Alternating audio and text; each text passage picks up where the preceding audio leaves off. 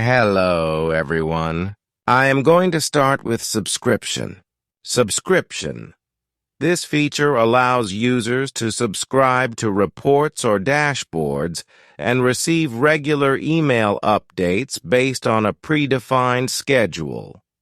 Subscriptions are useful for keeping stakeholders informed about the latest data insights without needing to access the Power BI service directly. Alerts. Alerts in Power BI enable users to set up notifications based on data conditions. Users can define rules such as thresholds or specific data conditions, and when those conditions are met, Power BI sends an alert notification to designated recipients. Alerts help users stay informed about critical changes or anomalies in their data. Schedule refresh. Schedule refresh is essential for keeping datasets up to date in Power BI reports and dashboards. It allows users to define a refresh schedule for their datasets, ensuring that the data shown in reports reflects the most recent information from the underlying data sources. Users can configure refresh frequency and set up automatic refreshes to occur daily, weekly, or on a custom schedule. Power BI Free.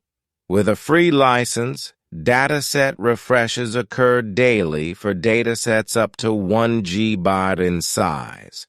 Power BI Pro.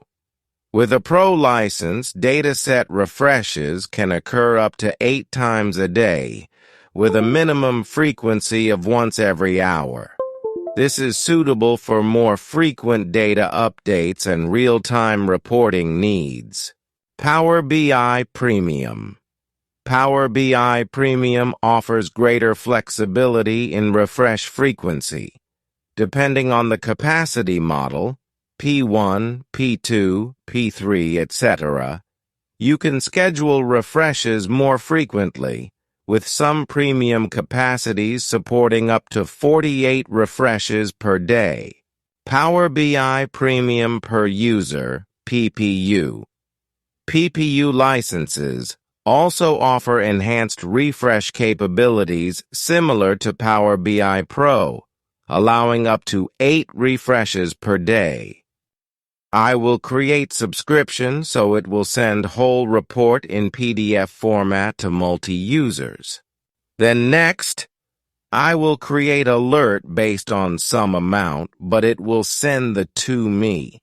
They not give an option to send others.